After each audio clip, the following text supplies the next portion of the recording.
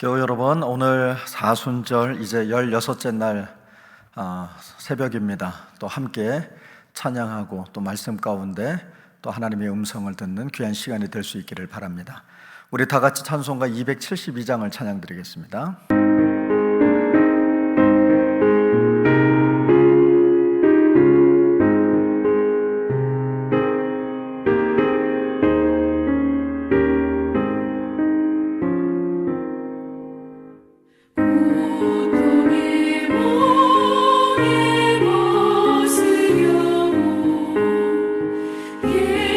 예수께로 나갑니다.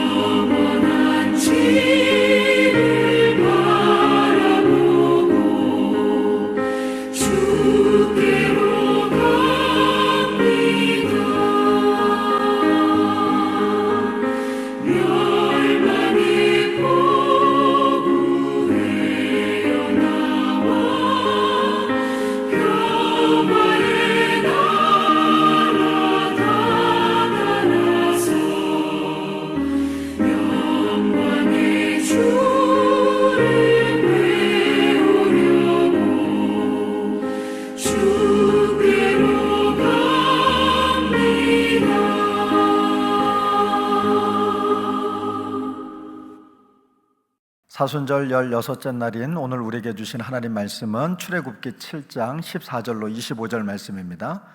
출애굽기 7장 14절로 25절 말씀을 저와 여러분 한 절씩 교독하시겠습니다.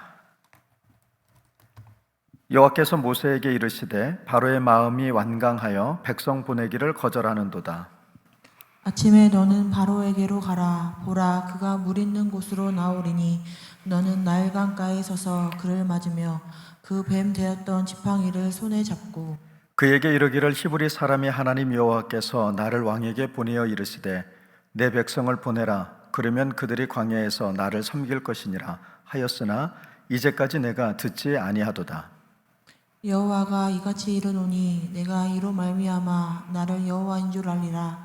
볼지어다 내가 내 손의 지팡이로 나일 강을 치면 그것이 피로 변하고 나일강의 고기가 죽고 그 물에서는 악취가 나리니 애굽 사람들이 그 강물 마시기를 싫어하리라 하라.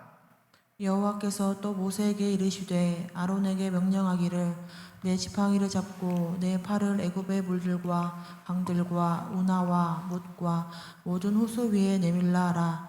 그것들이 피가 되리니 애굽 온 땅과 나무 그릇과 돌 그릇 안에 모두 피가 있으리라. 모세와 아론이 여호와께서 명령하신 대로 행하여 바로와 그의 신하의 목전에서 지팡이를 들어 나일강을 치니 그 물이 다 피로 변하고 나일강의 고기가 죽고 그 물에서는 악취가 나니 애굽 사람들이 나일강 물을 마시지 못하며 애굽 온 땅에는 피가 있으나 애굽 요술사들도 자기들의 요술로 그와 같이 행함으로 바로의 마음이 완악하여 그들의 말을 듣지 아니하니 여호와의 말씀과 같더라. 바로가 돌이켜 궁으로 들어가고 그 일에 관심을 가지지도 아니하였고 애굽 사람들은 나일 강물을 마실 수 없으므로 나일 강가를 두루 파서 마실 물을 구하였더라. 여호와께서 나일 강을 치신 후 이레가 지나니라. 아멘. 여러분, 어떤 일은요, 한 번에 무너지는 일도 있습니다만 대부분의 일들이 한 번에 잘 무너지지 않습니다. 예를 들자면 조금 다른 얘기지만 돌처럼 단단해 보이는 것도 실은 오랜 시간 동안 굳어진 결과입니다. 그러니까 처음부터 단단한 것도 있겠지만 오랜 시간이 지나면서 쌓이고 또 쌓이면서 아주 단단해지는 경우가 있죠. 오늘 본문은 이제 출애굽 여정에 있어서 애굽에서 이스라엘 백성들이 나오는 그 과정의 첫 번째 재앙 이야기입니다. 다 아시는 것처럼 나일강을 피로 바꾸시는 일이죠. 자, 그러나 이 장면은 단순히 기적 이야기가 아닙니다. 그러니까 강물이 피가 됐다, 이것만 얘기하는 건 아니죠. 이건 심판의 시작이면서 동시에 하나님의 자기 계십니다. 하나님의 하나님 되심을 드러내시는 사건이라는 겁니다. 그래서 오늘 본문은 이렇게 시작하죠. 여호와께서 모세에게 이르시되 바로의 마음이 완강하여. 아멘. 자, 완강하다, 이 말의 본래 뜻을 보면요, 굳어있다, 무겁다, 둔해졌다, 이런 의미를 가지고 있는 단어입니다. 그러니까 마음이 정말 돌처럼 아주 단단한 상태, 잘 깨지지 않는 거죠. 자, 이미 여러 차례 말씀을 들었습니다. 이미 한 번 표징도 보았습니다. 그런데도 불구하고 이 바로의 마음이 좀처럼 움직이질 않습니다. 정말 완강하다, 그 말뜻처럼 단단하게 굳어 있습니다. 무겁고 둔해져 있다라는 겁니다. 여러분, 하나님 말씀 앞에서 반복하게 우리가 반복해서 서도 마음이 굳어질 수 있다라는 걸 생각해야 돼요.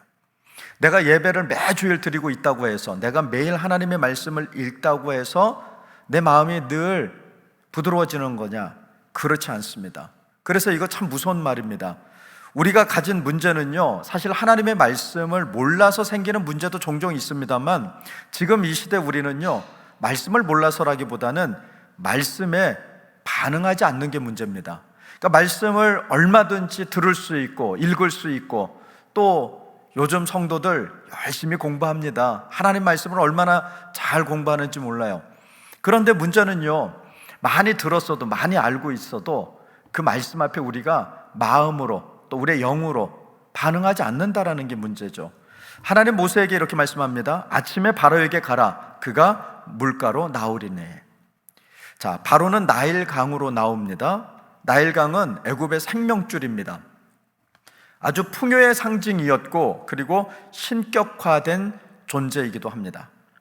애굽은 나일을 여러분 신처럼 여겼습니다.